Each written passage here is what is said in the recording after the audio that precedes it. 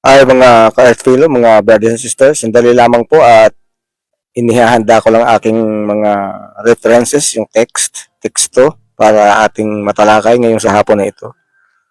Isang mapagpala at mapayapa, banal na hapon po sa lahat. Oo naman, laging banal ang araw kapag tayo ay nasa Panginoong Hesukristo, tayo ay nasa Panginoong Diyos. At yan po ay ating pag-aaralan ngayon. At hinihiling ko rin po sa lahat po na tayo po ay manalangin para sa lahat po ng tao, para sa kapayapaan, sa mga may sakit. Kahit individual na lang po ang ating prayer at kasama po ito ako ninyo sa pananalangin.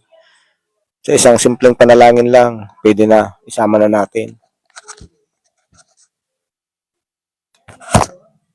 Ng ngalan ng Ama, ng Anak, ng Espiritu Santo. Amen. Para po sa lahat ng may sakit. Sakit man po ng emosyon o mental o sakit ng physical. Lahat ng sakit ay ipapanalangin po natin sa isang simpleng panalangin na itunuro ng ating Panginoong Hesukristo. Our Father in heaven, holy be your name. Your kingdom come, your will be done on earth as in heaven. Give us this day our daily bread and forgive us our trespasses as we forgive those who trespass against us. And lead us not into temptation but deliver us from evil. Amen. At ngayon po ay mag-aaral po tayo ng salita ng Diyos sa yung doktrina ng Kristiyano, Christian doctrine, at titingnan po natin sa doktrina ng Katoliko at ng Bible. Sa pamamagitan ng yung Bible basis ang ating ipapakita.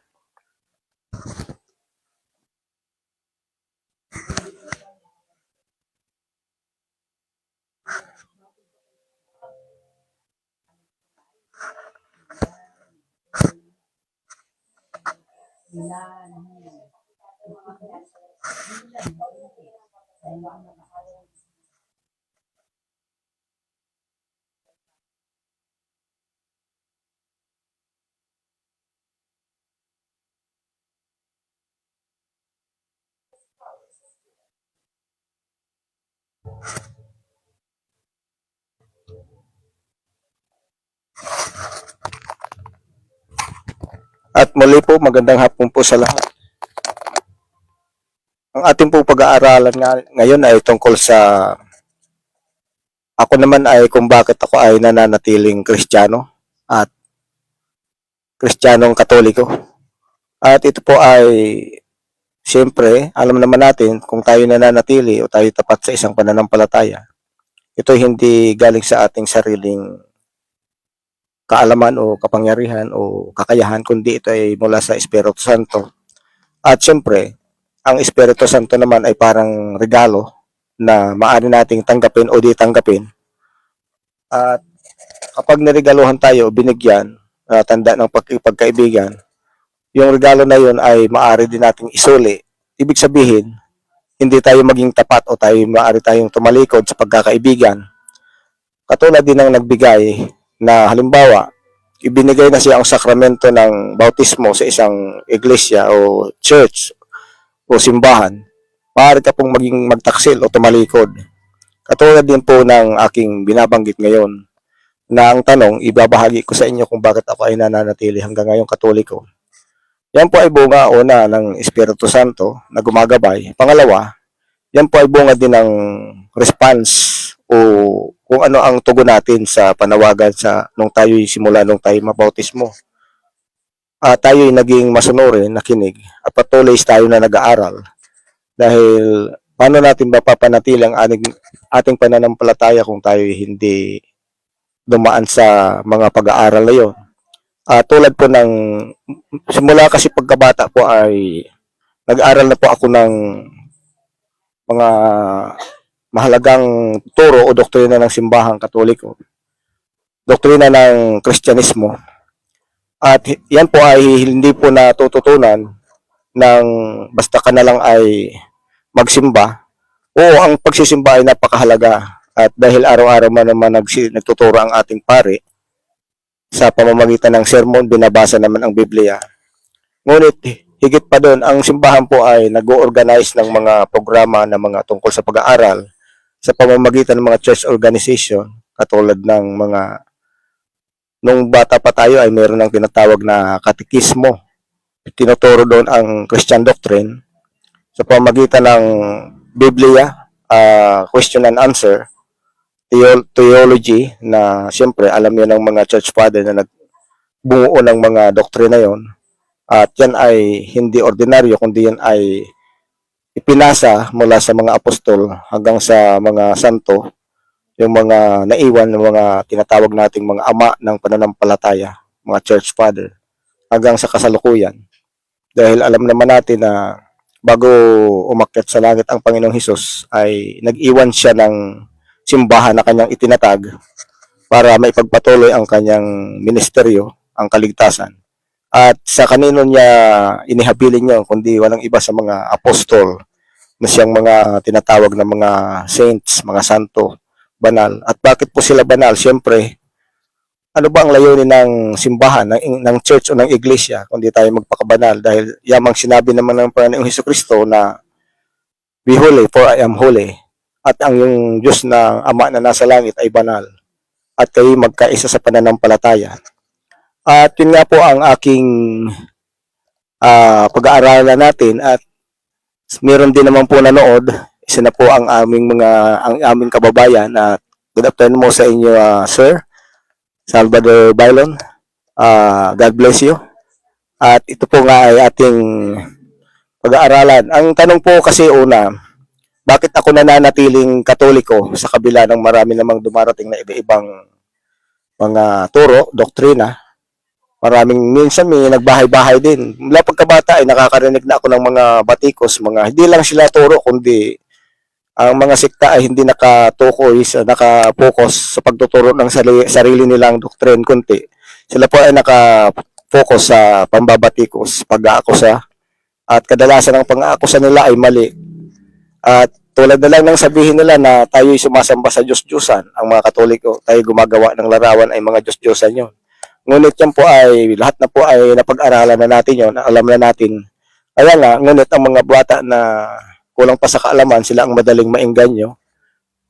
Sila ang madaling sumama o magpa-convert sa iba dahil nga sa kakulangan pa nila sa pundasyon at sa kaalaman, sa pangunawa. Kailangan po meron po tayo noon.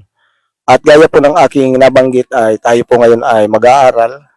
At yan po ang aking ibabahagi kung bakit ako nananatiling Katoliko. At ito ay aking naka-focus po tayo sa isang pag-aaral na dito kung bakit ako nananatiling Katoliko. Ito ay nakita ko unang-una na natili akong Katoliko kung bakit dahil sa katangian mismo ng isang tunay na iglesia, ang katangian ng isang tunay na simbahan. Church, ang iglesia po ay Spanish, na sa Greek naman ay Ecclesia, Iglesia Latin at Spanish, at sa naman ay sa Tagalog ay simbahan, sa English ay church. Isa lang po yun. Kaya ang Katoliko ay isa rin iglesia, Iglesia Katolika. Kaya yun ang nami-misinterpret ng iba. So ito na, punta na tayo po sa ating pag-aaralan.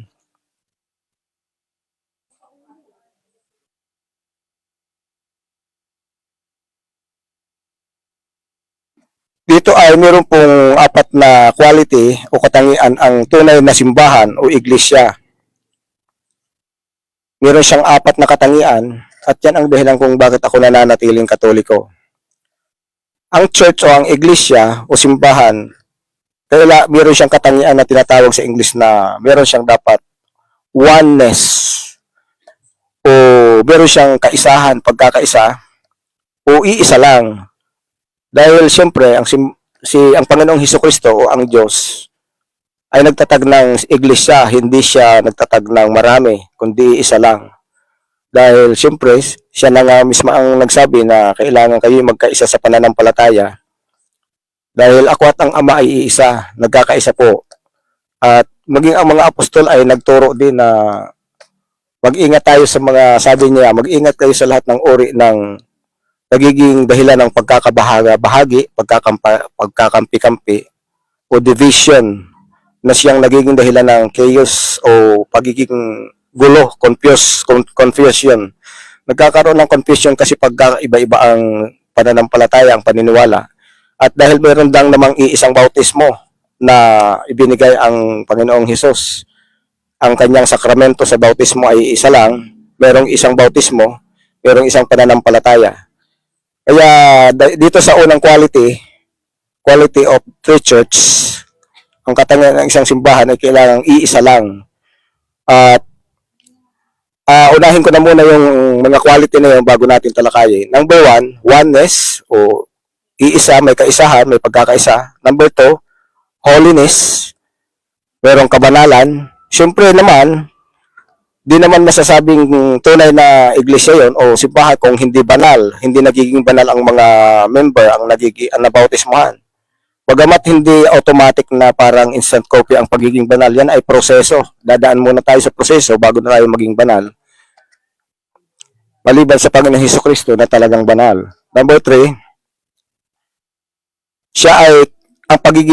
number 3 ay Catholicity. Ibig sabihin ng Catholicity, yung pagiging universal, yung bang open siya sa lahat, hindi siya exclusive na maaring may sekta nagsabi na kami lang ang maliligtas, ang iba hindi.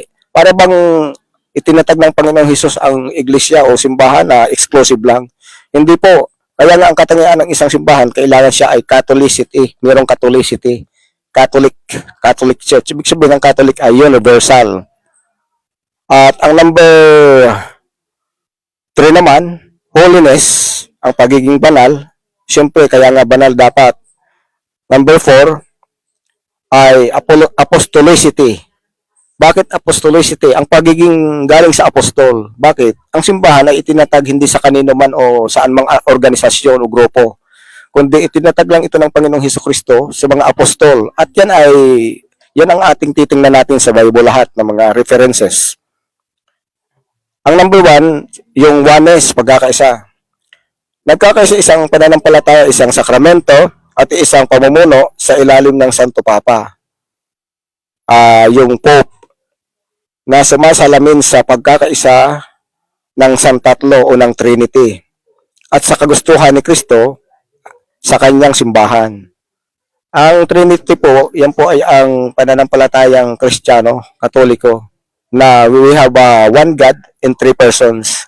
Merong iisang Diyos sa 3 persona.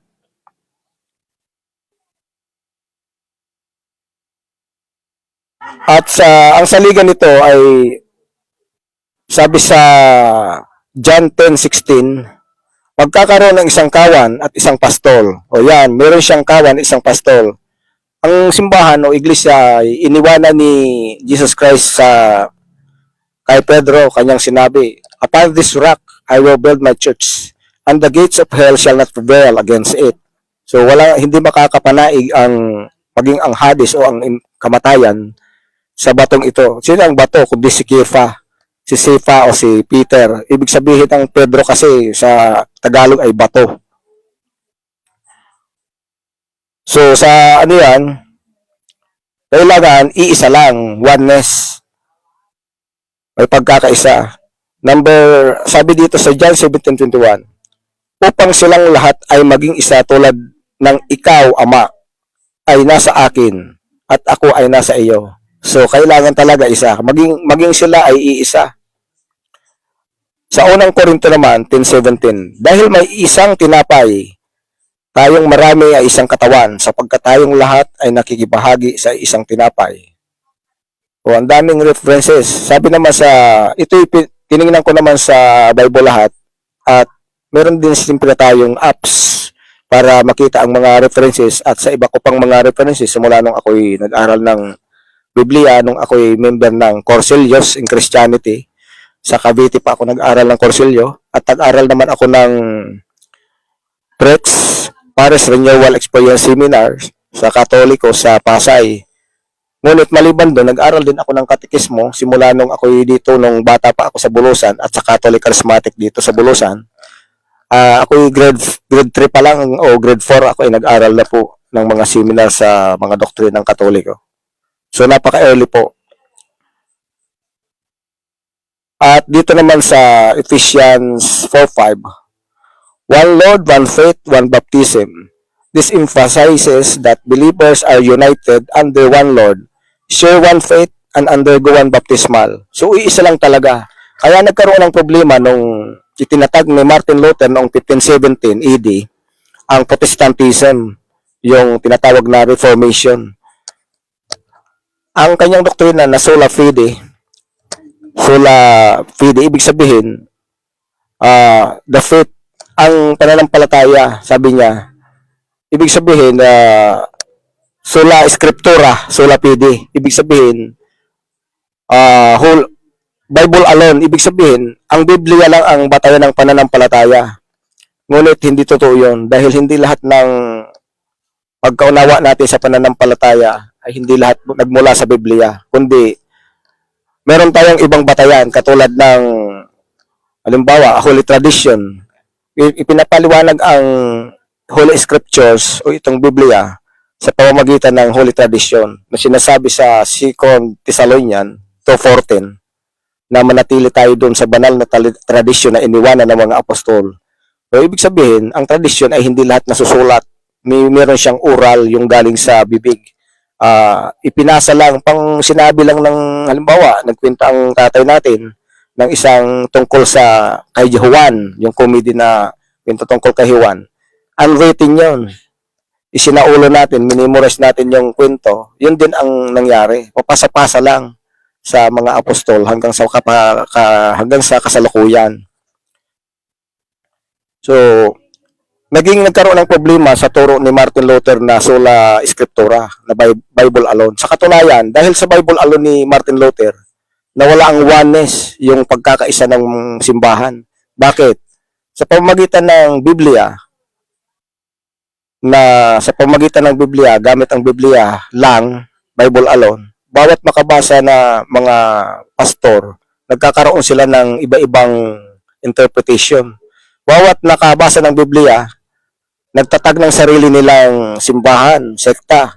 At dahil doon sa sola scriptura ni Martin Luther, ngayon nasa mahigit 1,000 sects na. Mahigit 1,000 mga sekta. Siguro kung sabihin natin, baka umabot pa ng milyon. Dahil sa mga sinasabi pa natin mga sob pa na maliban sa mga sektaryan, nagkaroon pa ng mga denominations at iba pa doon yung mga kulto at mga organisasyon pa na maliliit. Kaya anong nangyari? Nagkaroon, imbis na makatulong ang Biblia, ang salita ng Diyos ay hindi natin kinokontra dahil ito ay salita ng Diyos. Ngunit, hindi sapat ang Biblia lang, kundi kailangan meron siyang church authority, the teaching authority of the church na tinatawag na magisterium. Yung mga yun silang nakakaunawa. Sino ba yan? Siyempre, ang iglesia na itinatag na totoong tatag ng Panginoong Hesukristo sa mga apostol. At yung mga apostol kasi na simula kay St. Peter, yun lang mga Bible, mga nagsumulat ng Biblia. Bago sila namatay ay iniwan na nila ang kanyang authority, kanilang kaalaman sa mga kahalili nila, sa mga successor. At bilang katunayan, maging ang tinatawag na apostolic succession, the apostolic succession of popes ay nananatili. Kaya nga simula kay St. Peter, ngayon ay si Pope Leo, yung pope na nga sa kasalukuyan, si Pope Leo. At yan ay walang patid o tinatawag na unbroken lines of chain. Wala siyang patid na record na listahan ng pagkakahali-halili ng mga apostol hanggang sa kasalukuyan. Kumpleto yon. Sa katunayan, ang Catholic Church lang ang mayroong pinakamahaba, pinakakompleto, at pinaka-reliable na record ng leader. At yan ay ang papacy. At yan ay makikita natin. At yan din ang dahilan kung bakit may mga sekta na ayaw nila pag-aralan ang history. Dahil kapag pinag-aralan ang history, ay malalaman doon na ang kanilang iglesia o simbahan o sekta, denomination, ay kailan lang dumating. Meron lang 500 years, meron lang 100 years, meron lang isang dekada, at meron lang mga baka linggo pa lang o araw ay kailan lang sumulpot ng mga sekta. At yan po ang katotohanan. Kaya ayaw nila pag-aralan ang history. Ngunit ang history po ay karugtong ng Biblia. At ang Biblia at history ay nagkakaisa maliban lang sa mga history na sinabi nating mga dinoktor o binago. Sa katunayan, may mga sikta na nagdodoktor ng history. Ngunit saan ka naman maniniwala? Sa church na 500 years pa lang o dekada pa lang o sa church na 1,000 years na? Tingnan natin ang kalendaryo natin, di ba 2026 na. Doon natin makikita kung yung kalendaryo mismo ay kalendaryo mismo yan ng simbahan. Yan ay tinatawag na new style simbahan ng yan ay kalendaryo ng Katoliko dahil yan ay galing kay Pope Gregory. Tinatawag na Gregorian calendar o new style kasi dati ang kalendaryo ay Roman calendar at luma. Siyempre, nagkaroon ng correction na para maging mas accurate. At ang accuracy ng new style na kalendaryo, na Gregorian calendar, ay makikita natin talaga na maganda. Na dati hindi tinanggap ng mga Protestant countries sa una, ngunit ngayon ay halos lahat naman ay gumagamit na ng kalendaryo natin ngayon. At sa madaling salita, ang Biblia ay galing sa Katoliko at ang kalendaryo din ay galing din sa Katoliko. At ipagpatuloy natin sa susunod na quality. Ang number 1 ay oneness, pagkakaisa. At sinabi naman ng mga apostol na iwasan ang lahat ng division. Maging si Kristo ay nagsabi rin na magkaisa sa pananampalataya at magkaisa dahil nga ang Ama at siya o si Kristo ay isa. Sabi dito ng sa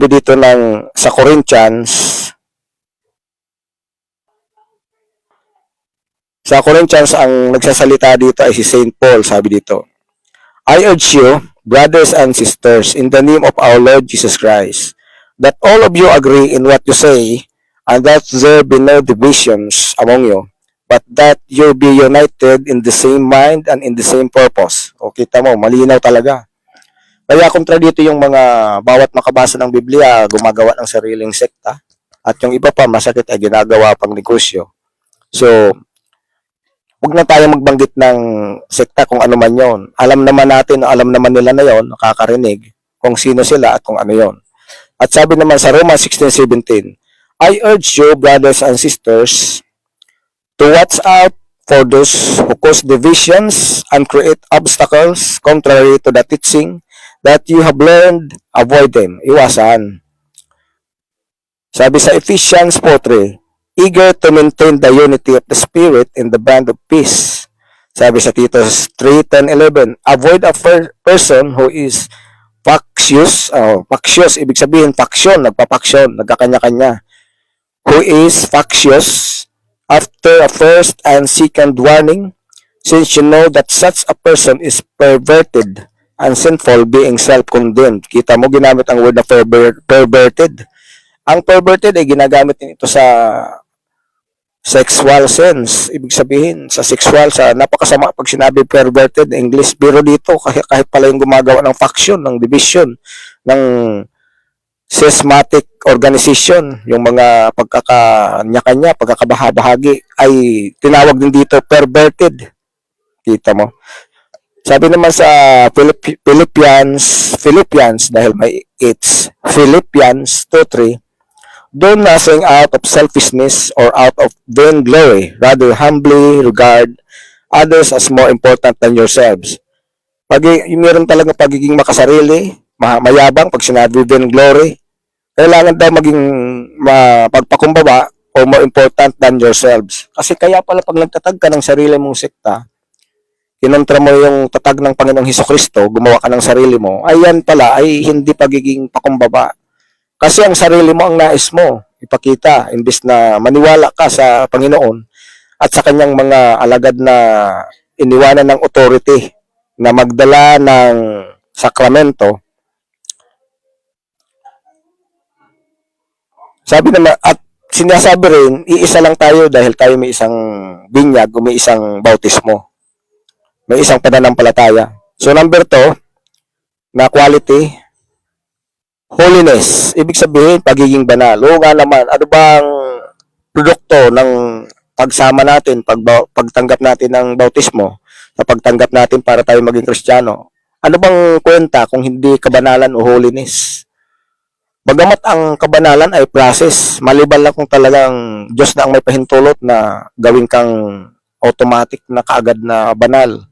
Ngunit ang pagtanggap ng sakrament ay kusang loob na talagang gagawin mo ang nais mo, di ka pipilitin. Bagamat ang Katoliko ay binibinyagan na bata, pero nananatili ang sakrament. Sa bautismo ay nire-renew ang kanyang pangako nung bata pa siya na wala pa siyang malay, kasi ang nangako nung bata ka pa sa binyag ay yung mga ninong-ninang magulang. Ngunit ito ang aking sasabihin sa mga di pa nakakaunawa na Katoliko, kapwa ko, o maging sa mga sekta. Nananatili, nagpapatuloy kasi ang promise, ang sacrament. Hindi siya instant coffee na pag ininom mo na, diretso na, masarap na siya, automatic ligtas ka na. Nagpapatuloy kasi ang sacrament mula sa bautismo. Yung pinangako mo na pananampalataya o renew sa binyag o sa bautismo ay ipagpapatuloy mo. At yan ay i-renew mo habang ikaw ay lumalaki. Yan ay, kung di ako nagkakamali, ay sa kumpil. At muli yan ipapaalala sa iyo. At maging sa kung yung gabi ng Easter Sunday, ay muling ipinapaalala yun sa Paschal Vigil ng gabi, sa prayer ay binabanggit uli yun na pangako na yun. Sinatabi na, tinatawag na renewal of vow, renewal of our baptism. Meaning, kapag binitawan mo ang faith, halimbawa, bininyagan ka sa Catholic Church, tapos di ka nagpatuloy kasi lumipat ka na ng sekta, ibig sabihin, hindi mo pinagpatuloy yung pangako sa binyag, di ka na madadaan sa kumpil kasi baka lumipat na ang magulang mo ay lumipat na ng ibang sekta. O meron pang tinatawag sa Katoliko na confession, yung magkukumpisal ka. Meron pa yung Eucharistia, yung pagkasal. Meron pang tinatawag na Holy Matrimony. Yung kasal yun. At Holy Order, yung nagpapare o nagmamadre. At yung anointing of the sick. So, kukumplituhin yun kasi ang kabanalan kasi ay proseso nga. Kaya nga nag-iwan ang Panginoong Hesus-Kristo ng sakrament para sa atin. Tayo ay magsikap na manatili doon sa pananampalataya sa pamagitan ng biyaya ng Diyos, yung mga sakramento na kanyang iniwanan. Ngunit kapag tinalikuran mo, hindi mo pa nga naunawaan ang pananampalataya, paano naman maliligtas ka? Dahil sinasabi naman ng Panginoon na ang manatiling tapat hanggang wakas ang siyang maliligtas. Yan ang sinasabi. Nasa Bible yan. Ipagpatuloy natin naman sa kasunod na quality ng tunay na simbahan. Sabi dito ang patay naman doon kung bakit sa holiness ang quality, sabi sa Matthew 5:48, you therefore must be perfect as your heavenly Father is perfect. This is Jesus' teaching in the Sermon on the Mount, emphasizing moral perfection and universal love, aligning with the essence of being holy like God. Sa unang Pedro naman, 1:15-16, but as he who called you is holy, you also be holy in all your conduct. Because it is written, you shall be holy, for I am holy. This quotes for the Old Testament command from God, and Peter applies it to Christians, liking it to their calling in Christ. O sa Levitico pala yan kinuha din, Leviticus 19:2. So, i-diretso na lang natin kasi marami pang references. Sa Tagalog naman, sa Matthew 5:48, kayo naman ay maging ganap gaya ng inyong ama sa langit na ganap. Unang Pedro 1:15-16, ngunit yamang banal ang tumawag sa inyo. Magpakabanal kayo sa lahat ng paraan ng pamumuhay sapagkat nasusulat, magpakabanal kayo sapagkat ako'y banal. So ito ang dahilan kung bakit mayroong mga patron, mayroong mga santo ang simbahan. Kasi nakakapag-produce kasi ng banal ang simbahan, ang Iglesia Katolika. Ano bang ibig sabihin ng santo? Ang santo ay Spanish word. Ibig sabihin ng santo ay saint. At ano ang saint? Is holy, banal. So, pangalawang katangian ng tunay na simbahan ay saint o holiness, pagiging banal. Kaya nga may mga santo. Napapansin natin mga Katoliko na madalas batikusin ang mga Katoliko kasi tayo mga Katoliko ay may mga santo. Ang mga santo ay mga holy martyrs. Ginagawa lang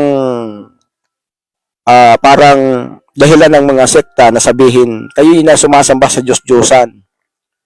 Ang sinasabi nilang Diyos-Diyosan, ang mga imahe ng mga santo. Ang mga santo kasi ay mga martir ng pananampalataya, sila ay nanatiling tapat hanggang wakas sa pananampalataya sa kabila ng pagsubok, ng kamatayan, ng sakit, ng gutom, pag-uusig, hanggang kamatayan para kay Kristo. O sila ay mga banal na martir. Ano ba ang martir? Kahit yung mga national heroes o martir ay ginagawan din ba ng, di ba, ng yung estatwa, katulad ni Dr. Jose Rizal, meron siyang estatwa, mga larawan. Yan din ay meron din sa Katoliko. Hindi sila para sambahin, kundi ipaalala na merong mga naging ganap na tao, naging banal, na bagamat dati silang masamang tao, sila mga makasalanan din, ngunit sila ay nagbago at tinawag ng Panginoon. At sila, sa madaling salita, sila ay naging banal. At yun ang panawagan naman ng Panginoon na be holy for I am holy, sabi ng Panginoon Hesus Kristo. So that, yan ang number one. The number two quality of true church is your holiness. So kaya bisan to ang Katoliko. Ngunit kung kaya binabati ko siguro o ginagawang dahilan para sabihin, Diyos-Diyosan yun, para gamit din naman ang Biblia pag nagsabi sila. Bagamat may mga nilalampasan sila tulad ng gamit nila ang Exodus 20 para sabihin nilang bawal gumawa ng larawan. Ngunit kung lahat naman ay patungkol doon sa Exodus 20, bakit sa Exodus 25:19 ay nagpagawa naman ang Diyos ng larawan ng kerubin na may pakpak na nakabuka? At yung anghel na yun o kerubin ay nakalagay din sa Ark of the Covenant o sa kabanang tipan na yan ay, sabi dito sa Bicol, binubuligan o binubuhat ng mga tao para ilakad, ipoposisyon. Ang posisyon ay noong pa pala yun. Nababasa natin sa Old Testament. Nilibot nila yung kabanang tipan at nilalagay. Ang purpose naman ng mga larawan ay para magpaalala sa kadakilaan ng Diyos. At sa bagong tipan naman, para naman ipaalala sa kadakilaan ng Diyos sa mga kanyang lingkod na naging martir, para sila maging huwaran o gayahin ng mga Kristiyano ang makapagbigay ng turo. At kung nananalangin naman tayo sa mga santo, mga imahin, yan ay representasyon lang ng mga santo, ng mga totoong santo na nandoon na sa glory ng Panginoon, nandoon na sa kadakilaan ng Diyos sa langit. At ano bang panalangin ng mga Katoliko? Di naman namin sinasabi na we worship you, Peter. Sinasamba ka namin, Pedro, o Maria, inang Birhen. Kundi sabi namin, pray for us. Sabi sa Latin, orap, o Spanish ba yan o Latin? Latin, ora pro nobis. Ibig sabihin ng ora pro nobis, pray for us. Meron bang Diyos na sasabihin namin na pray for us? Ibig sabihin, sila, hindi sila Diyos, kaya nga pray for us, ipanalangin mo kami. Kaya sa tuwing nananalangin kami, halimbawa ng Santo Rosario, ng mga nobena, kasama namin o kasabay namin nananalangin ang mga saint sa langit. At humihingi kami ng tulong doon. At yun ay mababasa rin natin sa Biblia. Kung hahanapin natin, ngunit ay pupuntahan naman natin yun sa ibang pagkakataon dahil separate study na naman yun. So yun ay kaya lang siguro pinapaiwasan na pag-aralan ang mga santo dahil lalabas kasi ang mga sekta na hindi sila nakagaya sa pagiging dakila, pagiging banal ng mga santo. Ano bang ginawa ng mga santo? Nanatili silang tapat hanggang wakas ayon sa sabi ng Panginoon. Ano ba ibig sabihin na nanatili? Di sila tumalikod, hindi sila nagtatag ng kanilang sariling sekta para gawing ang iba ay ginawang negosyo, pagkakapirahan at hindi naman natin nilalahat. Ngunit sila ay nanatili. Samantala, kung ituturo mo yun ng mga santo, gagayahin mo yun. Ano bang dapat gayahin sa mga santo? Sila ay nanatiling tapat hanggang wakas. Kahit nga kamatayan, hinarap. Ano bang ginawa kahit di natin isa-isahin, puntahan na lang natin yung kapwa Pilipino natin, si San Lorenzo Ruiz. Biruin mo, tusukin ka ng karayom sa daliri. Inutay-utay ka patayin. Masakit yon. Hanggang sa ikaw ay, sabi dito, italmok. Ibig sabihin ng italmok ay ilublob ka sa ilalim ng balon na may tubig. Lumabas ang dugo mo ng patiwarik hanggang sa mamatay ka. Katulad din ni Pedro na pinakos-akos ng patiwarik. Siya naman ay nilublob ng patiwarik sa balon. At ito namang si San Pedro Calungsod ng Cebu ay pinatay rin ang pagkakaalam ko correct me if I'm wrong, pero for further study, i-research na lang ng makarinig. Pero yun ay tinusok din, pinahirapan din. Pero anong nangyari? Di sila tumalikod sa tatag ng Panginoong Hesus na iglesia, na simbahan. Alam ba na natin yun, kundi ang Santa Iglesia Katolika Apostolika Romana. At ibig sabihin, ang produkto talaga ng simbahan ay santo. Sainthood is martyrhood. Sainthood is pagiging martyr. Ano ba ang martyr? Ay nananatiling tapat. So number 2 is holiness, na quality of the true church. Ano ba? Saan ba mababasa natin ang kung patunayan talaga natin na may santo? O di basahin natin ang Biblia. Sabi dito sa Hebrews 12:20-23, But you have come to Mount Zion, unto the city of the living God, the heavenly Jerusalem, unto innumerable angels in festal gathering, unto the church of the firstborn who are enrolled in heaven, unto God the judge of all, and the spirits of the righteous made perfect. Yung kita mo. Ibig sabihin nito, kayo daw ay pumunta, ay dumulog sa bundok ng Sion, sa banal na city ng buhay na Diyos. Ang makalangit, sinabi heavenly Jerusalem, ang makalangit na Jerusalem, unto innumerable. Pag sinabi innumerable ay di mabilang, na mga anghel sa festal. Sa langit pala ay mayroong pista rin, ang makapista, malapista na pagtitipon. So ibig sabihin ang pista pala sa buhay namin ngayon, buhay ng mga Kristiyano, ay pre-taste. Para foretaste, parang patikim pa lang. Bagamat may mga problema sa piyesta dahil siyempre nandito pa tayo sa libutan, merong kabilaan lagi kung saan may nagpapakamanal, mayroong nagpapakahangal. At umiiksi na namang tala ang diablo kung saan ang nandun ang pagsamba sa Diyos. Kaya tingnan mo pag piyesta, dahil sa dami ng tao, umiiksi na talaga. May mga amin naman namin, hindi namin dinidinaya na may mga nag-aaway din, may mga nagiging magulo.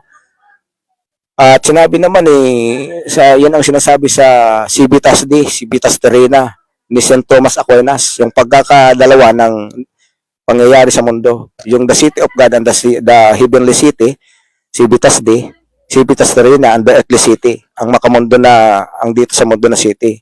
Ay magkasabay naman yon. At di naman lahat ng pangyayari na yun ay magkaaway. Birong pagkakaisa din yun. Madalas, depende na rin sa atin yon. Dahil nandun ang simbahan, at una sabi dito, sa unang Korinto 14:33, For God is not a God of disorder, but of peace, as in all the churches of the holy ones. So, kaya hindi talaga ang Diyos ay Diyos ng kaguluhan. Kaya lang kapayapaan. Paano nga magkakaroon lang ng kapayapaan kung may pagkakaisa? Kahit pasabihin ay magkakaiba, ay nagkakaisa ang pagkakaiba-iba, sabi nga. At dito naman sabi dito, churches of the holy ones, ang iglesia ng mga banal. Ang tinawag pala na ang church na iglesia ng mga banal. Kaya nga, iglesia ng mga santo, ay ang Catholic Church, ay mga banal, nandoon. Kaya pag sinabi ng mga sekta na kapag Katoliko ay automatic ay makasalanan na. Kasi mga palaaway, maraming na bibilanggo, maraming mga illegal, kung lahat ng illegal, nagkataon lang kasi na napakarami ng Katoliko din. Kaya yun ang mas madalas na maipapakita sa balita. Ngunit may mga ilan din ako na nakita mga pastor na may mga kaso rin mga ministro na may kaso rin. Pero kapag pare ang nagkaroon ng problema ay talagang grabe na isyu. Talagang yun ang ini-emphasize na. Talagang matindi na ang balita kasi pare. Ngunit ano bang binabato? Yung bang, sabi nga, yung bunga na binabato yun ang mabunga. Yung puno pala, yung puno. Pagpatuloy natin.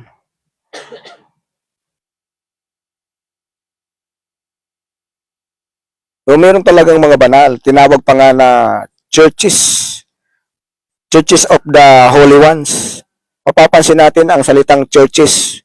Nagtatag ang Panginoong Hesus ng isang iglesia. Ngunit kahit sa Roman 16:16 madalas gamitin ng iglesia ni Kristo na citas. Ang nakasulat doon ay hindi iglesia ni Kristo, kundi mga iglesia ni Kristo, at sa English ay churches of Christ. Kasi, ibig sabihin, iisang simbahan o isang iglesia na tinatag, ngunit mayroong iglesia sa iba-ibang lugar, katulad ng church in Thyatira, church in Jerusalem, church in Rome, sa Roma. Halimbawa ngayon, merong simbahan sa Cebu, sa Manila, sa Bicol, meron sa Roma, meron sa Jerusalem, meron sa Amerika. Kaya churches yun. Pero churches yun of one church, isang simbahan. At ang tawag doon, sinabi rin dito na churches of the saints. Ang isang quality ng isang tunay na iglesia ay merong kabanalan. Bakit nagiging banal? Kasi hindi naman tao nagtatag. Ang quality, ang magiging banal ang isang simbahan, totoong banal, kung si Kristo ang nagtatag, ang founder. At alam naman natin na wala namang ibang founder ang Katoliko kundi si Jesus Christ. At kahit hanapin natin ang mga, sabihin natin, mga denomination na hindi Katoliko, kompleto naman, nakasulat naman lahat yan sa history kung sino ang mga founder nila at pati taon. Halimbawa, si Martin Luther, 1517 AD, yan ang Reformation ay Protestant Church yon. At kapag ipinagpatuloy natin, nakarecord din lahat yan sa history. At yan ang ayaw pag-aralan, yan ang ayaw ituro ng ibang mga sekta. Pero minsan nagtuturo din sila ng history, yung dinoktor ng history. Sabihin, ang nagtatag ng Catholic Church ay si Constantine. O kaya madalas na sabihin ay si Ignatius. Ngunit hindi siya nagtatali sa totoong history kapag hinanap. Dahil bago pa dumating si Constantine at si St. Ignatius, ay mayroon ng papacy. Kung may papacy na, bakit pa itatatag? Ibig sabihin, yung mga pope, yung mga kahalili ni Peter, yan ay authority na galing kay Christ. Bakit pa itatatag kung may papacy na? Alam naman natin, ang doktrina ng papacy ay ng turo ng mga papa ay tinuturo ng founder ng iglesia o ng simbahan ay si Kristo at inihabilin niya kay Peter. Kung kaya nga nagkaroon ng papacy dahil kay Pedro, iniwanan ang kanyang authority sa mga sumunod na mga pope, na mga bishop of Rome, bishop of mga naunang obispo na sa Jerusalem, yung sa Antioquia. Babasa natin yan sa Acts of the Apostles. At ipagpatuloy natin, so ang susunod, yung isa pang quality ng simbahan, ang pagiging Catholic, Catholicity. Na nabanggit ko na nga kanina, ibig sabihin ng Catholicity, ng pagiging Katoliko, ay siya ay universal church. So wala siyang pinipili. Lahat ay hindi siya exclusive. Lahat ay may karapatan na sabihin natin pumasok. At kahit nga ang simbahang Katoliko ay di nagtuturo na sinasabi na ang Katoliko lang ang maliligtas, taliwas sa mga sekta na nagtuturo ng ganyan. Dahil Catholic Church nga, lahat ay maaring maligtas, depende na rin sa iyo. Bagamat ang talagang tinatag ng Panginoon ay ang Katoliko. So hindi siya exclusive, tanggap lahat. Kaya minsan na misinterpret ng mga at sinasadya namang i-misinterpret para akusahan ng mali ang Vatican. Si Pope Francis ang Santo Papa, dahil si Pope Francis ay talagang napaka-luwag, hindi naman sa maluwag, kundi napaka-liberal din, kasi siya ay talagang makamasa, kumbaga parang presidente rin na makamasa. Gusto kasi niya maging malapit sa masa, sa tao, na hindi tulad ng mga unang papacy na conservative pa. May conservative pa rin siya, ngunit meron siyang mga Pope protocol na hindi niya lahat sinusunod para lang mapalapit siya sa tao. Ay siyempre iniingatan ang Santo Papa para kumbaga meron siyang sinusunod din na protocol. Na minsan may mga pumunta na LGBTQIA sa Roma. Misinterpret nila yon. Sabi, bakit? Sinabi daw ni Pope Francis na papayagan na niya ikasal ang mga nandoon. Pero hindi yun ang ibig sabihin niya. Ibig sabihin niya, tanggap lahat ng tao, maging sino ka man ay pwede ka pumasok, may karapatan ka. Kasi, kung hindi tanggap ang LGBTQIA na pumasok sa simbahan, hindi para sang-ayuna, kundi para bigyan ng pagkakataon na magbagong buhay na lumapit. Kasi, ano bang kwenta ng simbahan kung hindi pwede ang makasalanan? Sabi nga, the church is the hospital for sinners. Ang simbahan ay hospital ng mga makasalanan. So, ano ba, para saan ba ang hospital? Para ba sa mga healthy, sa mga magaganda ang katawan, walang sakit? Di ba sabay sakit? At yan din ang simbahan. Sabi ni Kristo ay siya ay para sa may sakit at hindi maaring, sabi nga, yun din ang simbahan na siya ay simbahan ng mga may sakit. Ano bang sakit yun? Spiritual, physical, lahat na ng sakit. Lalo na ang spiritual sickness, yung sakit na spiritual ay maaring lumapit sa simbahan na walang pinipili. Kaya yun ang misinterpret nila kay Pope Francis. Hindi totoo yun. Ibig sabihin ay lahat may pagkakataon pumasok. Kaya nga mayroon sinatawag sa simbahan na sakramento ng confession, pagkumpisal at yung pagbabalik loob. Sacrament of reconciliation na tinatawag. Pagbabalik sa Diyos. At tayo magpatuloy.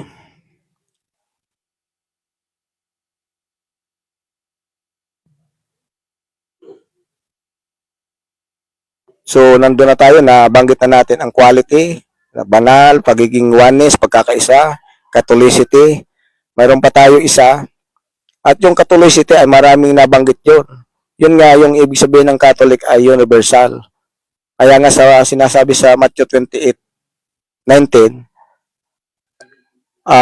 humayo kayo at ipahayag ninyo ang mabuting balita, bautismuhan ninyo sila sa ngalan ng Ama, ng Anak at ng Espiritu Santo. Humayo kayo mo sa buong daigdig. Ibig sabihin, universe, sa buong, walang limit sa buong daigdig, sa lahat ng tao. Kaya yun ang ibig sabihin ng Catholic Church. Humayo kayo.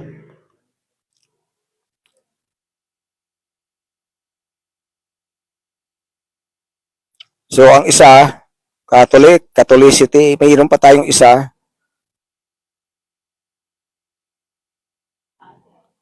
Di ko pa nahanap kasi mahaba itong reference natin. Tingnan natin. No? Yung Apostolosity, yung pang-apat na quality. Bakit ba Apostolicity? Ibig sabihin, ang pagiging mula sa apostol. At bakit wala namang iba talagang pagmumulan ang simbahang Katoliko, ang pananampalatayang Kristiyano, kundi sa mga apostol. Dahil sa mga apostol, inihabilin ng Panginoong Hesus ang simbahan. Sa pamagitan ni Pedro na iniwanan niya ng susi sa Matthew 16, mababasa natin yan, na sabi niya, upon this rock I will build my church, and the gates of hell shall not prevail against it. Sabi, ikaw ay Pedro, at sa ibabaw ng batong ito ay itatayo ko ang aking iglesia. Di makapapanaig sa iyo, maging ang Hades o ang kamatayan. Sabi pa nga doon, may sinasabi pa, ibibigay ko sa iyo ang susi ng kalangitan. Ang talian ninyo o ang hubaran ninyo sa kanilang mga pagkakatali o kasalanan ay tatalian din o huhubaran sa langit. So yan ang authority.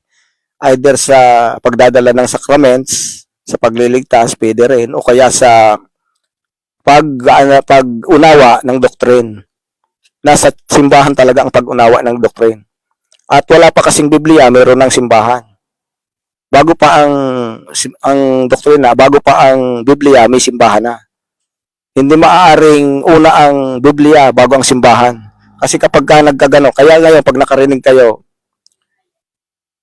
ang Biblia ang nauna, ibig sabihin, nauna dahil nabasa na muna ng mga nagtatag ng sekta. Nabasa na muna nila ang Biblia bago sila nakapagtatag ng kanilang sekta. Doon nila kinuha ang pangalan ng sekta nila. Ngunit hindi totoo yan. Ang tunay na simbahan, dapat siya ang nauna sa Biblia bago ang Biblia. Kasi di naman nagtatag si Kristo ng Biblia, kundi nagtatag siya ng simbahan o ng iglesia. At yung tinatag niya na iglesia, yun ang nakakaunawa, yun ang nakakaalam ng doctrine dahil tinuruan sila. Merong mga sekta ako na nakakausap din nung ako'y nag-aaral pa sa Maynila.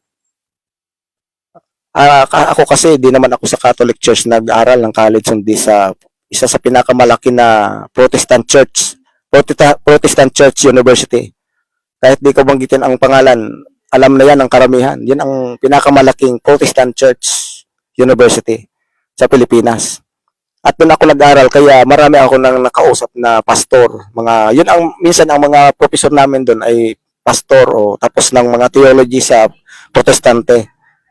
Sabi nila, meron ding mga di pa nag-aral na nakausap ako. At least yung mga nagdoktoral na ng mga ministro, alam nila yon na kailangan ang higher study talaga. Ngunit paano naman yung mga napakakapulot pa lang ng Biblia, sabi nila. Pero meron ding nagtuturo na ganyan. Kahit nga ang mga nag-aaral ng theology na pastor, ang nagiging doctorate na nila ay ganito. Bakit pa daw kailangan mag-aral ng matagal ang pare?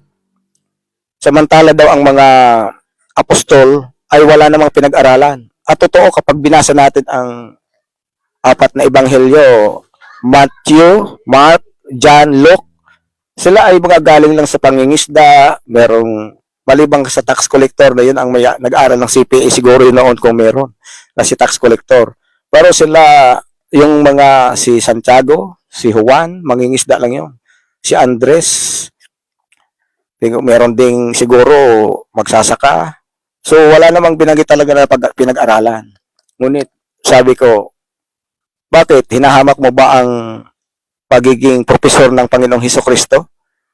Kung ang guro nila, ang rabay nila ay siyang Panginoong Hesukristo, di ba natuto sila ng karunungan na masigit pa sa anumang karunungan?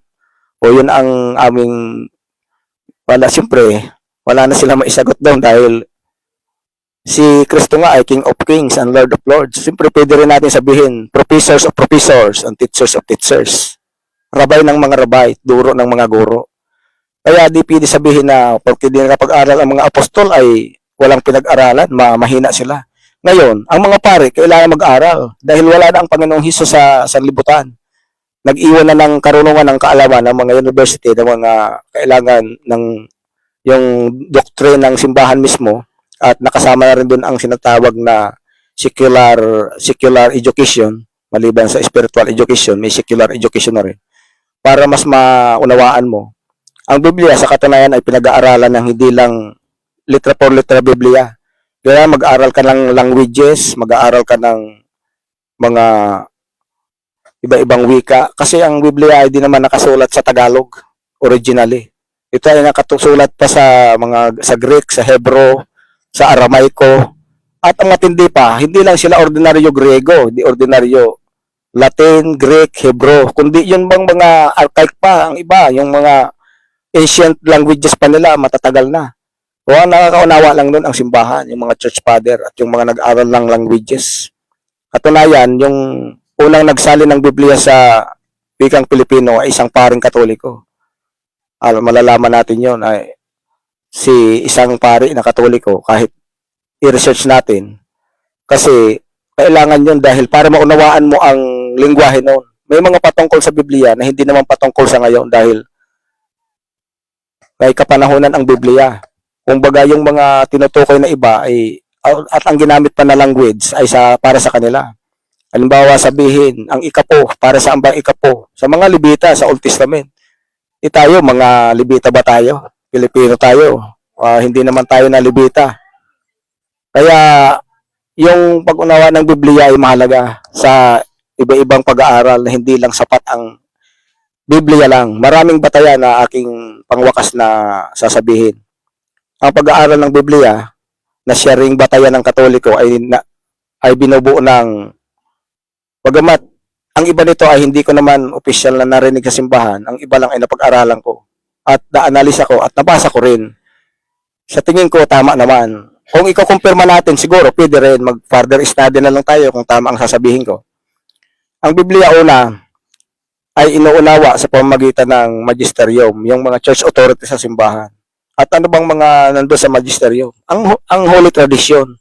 Ang Holy Tradition ay pinag-aaralan ng mga theologian, ng mga nagpapare, nagsiseminarista. Pinag-aaralan yon. Matagal na pag-aaral yon. Hindi basta na lang 3 araw ay magtuturo ka na. So yun, magkasama ang Biblia at tradisyon. At gaya ng nabanggit ko kanina, ang tradisyon ay mabasa sa 2 Tesalonica talata 2 at 2 Thessalonians 2:14. So yun, nandoon yun ang Holy Tradition. So magkasama yun. Isa pa, ang Biblia ay hindi nilaglag galing sa langit lang. Ito ay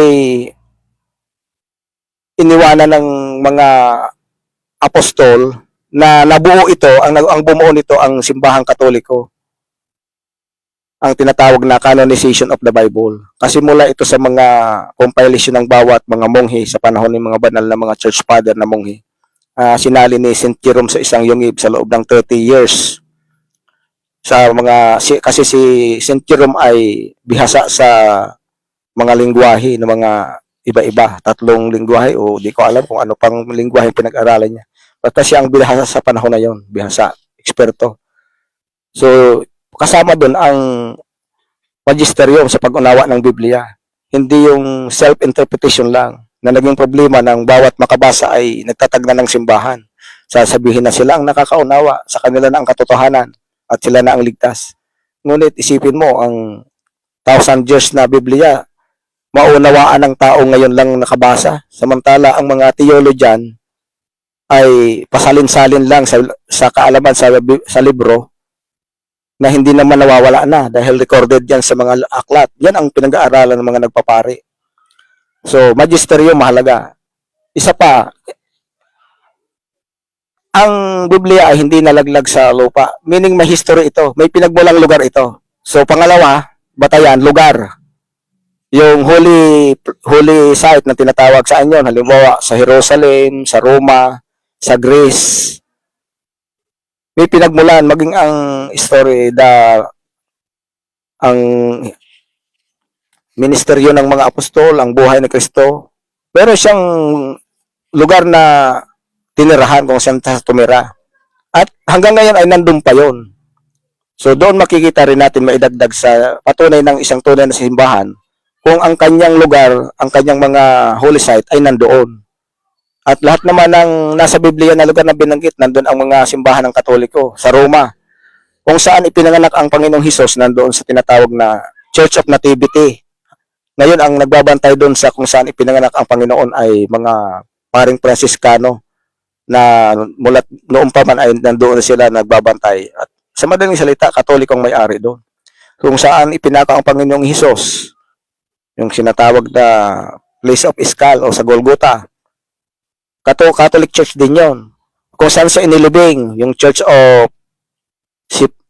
basta yung sepulchre, yung sepulchro, San Sepulcro, yung libingan ay nandun rin. Kung saan siya umakyat sa langit, nandun rin, simbahan din yun ng Katoliko. Maging ang paglipat niya, paglipat ng mga apostoles sa mga ibang lugar, katulad ng paglipat ni Peter at ni Paul sa Roma. Kaya nga napunta sa Roma, nauna Jerusalem, napunta sa Roma kasi nandun si Pedro doon siya nailibing sa Roma, sa Vatican Church sa St. Peter's Basilica sa Roma, Italy. So nandun, so, mahalaga ang holy site, ang lugar. Isang patunay din yon. So doon ka rin dapat tumingin kung tama ang pananampalataya mo. Dapat nandoon sa lugar sa tamang panahon, lugar at panahon. Kung ang pagkakasulat ng Biblia ay yun ang origin na pinakamalapit ng simbahan na pinaaaniban mo, yun ang tunay. Ngunit kung hindi yan magkatugma, halimbawa sinabi Jerusalem ay ang simbahan mo ay tatag sa Amerika o sa Pilipinas, hindi yon. Kaya sabihin natin ang Katoliko ay nandun sa Jerusalem, mulat mula pa at nandun sa Roma. Yun ang nakasulat sa Biblia at sa maging sa history pag hinanap natin. So pangalawa ay ang lugar. Pangatlo, ang writings of the saints, writings of the church father, ang mga sinulat nila, maliban dito sa Biblia, ang interpretation nito at mga kanilang mga meditation, mga banal na mga pagtalakay, ay meron pang mga aklat yun, sulat ng mga santo. At yan ay matatagal na, 1,000 years din. Marami rin. Yan ang pinag-aaralan ng mga seminarista na magpapare. So, pangatlo yung writings of the saints. Meron pang Katoliko na sinasabing relics. Ano bang relics? Yung mga kanilang patunay, kanilang katawan ay nandun pa hanggang ngayon. Relics, nakukolekta sa lugar na hanggang ngayon nandun pa rin. At gamit, mga kagamitan nila. Pati nga yung mga buhok nila, buto, nandun pa rin saan yon? Sa mga simbahang Katoliko na naitayo. Kung saan naging martir ang mga santo, mga lingkod ni Kristo, ay may simbahan. Lugar at patunay mismo ang lugar. Pati yung mga libingan, mga catacombs, mga holy catacombs ng mga santo ay nandun pa sa Jerusalem, sa Roma, sa iba-ibang lugar. Pati na rin yung pagdami rin ng yung kumbaga sa kumbaga sa negosyo, yung pag-expand, ang expansion ng negosyo kumbaga, pero ito simbahan, di ito negosyo. Ang pag-expand ng simbahan, ang pagdami ay meron ding history. Halimbawa, si Santiago Mayor, si St. James the Greater, galing Jerusalem, pumunta ng Espanya, sa Santiago, sa Espanya. Na-convert sa pagiging Kristiyano Katoliko ang mga Espanyol. Kaya nakarating din ng Pilipinas. Sa pamagitan naman ng mga mananakop dati na sa Lamajilan. Kaya ang lugar namin sa bayan ng Bulusan ay St. James the Greater ang patron. Saan ba galing si St. James? Sa Spain. At saan galing pa bago naging sa Spain si St. James? Alagad siya, isa siya sa alagad ni Kristo na nakasama niya sa Mount Tabor with Peter and John. So yun ang titingnan natin. Dapat nakakonekta doon sa lugar, sa panahon, sa relics, o sa mga labi ng mga banal, at sa mga writings of the apostles. Isa pa na maaari ko pang idagdag na patunay. Dapat may himala. Ano ba ang kapangyarihan ng Diyos? Paano ba nalalaman kung walang himala? Bagamat sinasabi ng iba na ang karaniwang pangyayari araw-araw na huminga ka lang ay himala na yon. Pero maliban doon, meron talagang mga himala na nangyari. May mga santo na incorruptible, hindi nabubulo ang katawan hanggang ngayon. Meron namang ang ostya ay nagkaroon ng dugo na kahit kinokontra ngayon ng ibang mga nagtatalitalinuhan, may mga scientist naman na naniniwala. Katulad ng Telma, ang Telma yung sa Guadalupe, na hanggang ngayon sinusuri ng science, di nila mapaliwanag kung paano talaga na iguhit yun, na i-drawing. Turuin mo, nasa loob matibay na preserve yun ng ganyang katagal at maayos pa hanggang ngayon, yung Telma, yung nakaukit doon si Virgin Mary. At yung mga paggaling ng mga may sakit, himala yun, pwede rin natin idagdag. Maraming mga miracle worker na mga pare, ang iba patay na, yung mga naging santo, mga pinagbinigyan ng mga himala, yung mga nagkakaroon ng stigma na parang pinakuan ni Kristo, yung di may paliwanag na sakit na dumudugo na lang basta ang kamay, katulad ni St. Padre Pio. Yung idagdag natin ang kahit di nagbigay ng himala, ngunit banal, talagang matindi ang naging buhay. Para di tayo sa mga modern na tao, ilagay na lang natin si St. John Paul II kasi para mas makarelate tayo dahil malapit na panahon. Ang kanyang kadakilaan, kabanalan, pwede siyang tawagin ring Pope John Paul the Great. Pwede siya maisama doon. At may mga nagsasabi na the Great nga siya. Dahil si Pope John Paul makikita sa kanyang kabanalan. Dahil sa kanyang mga dinaanan, ang pagkakaalam ko, sa Poland sinakop ng dictatorship o communist ang kanyang bansa. Halos lahat ng kanyang mga mahal sa buhay namatay. Kaya nga nag-aral siya ng patago, underground learning, underground college o ano pa man yun. Naging atleta siya, naging aktor siya sa stage play. Ngunit siya ay naging pare. Isa siya pinakabatang naging bishop, archbishop, cardinal, at naging pope. Siya ang may pinakamatagal na papasi. At alam mo naman natin na hindi lang siya matalino, gwapo, at napaka-influential na parang artista. Ngunit makikita ang kabanalan sa kanya bilang patunay.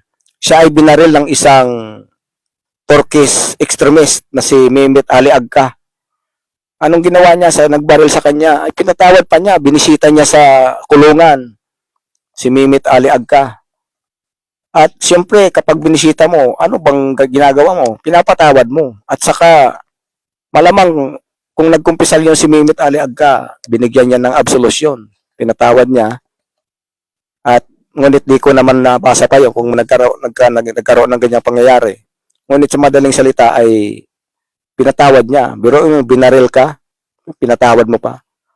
Pero may mga ordinaryo ding tao na nagawa rin ang ganyan. May artista ako na alam, di ko nabanggitin pangalan. Nanay niya, pinatay. Pero pinatawad rin niya ng kalaunan. Yan ang tunay. May himala. Kaya yan ay isa sa mga patunay ng tunay na Kristiyano, tunay na iglesia, tunay na simbahan, tunay na church. At yan lang po, magandang hapon po sa lahat.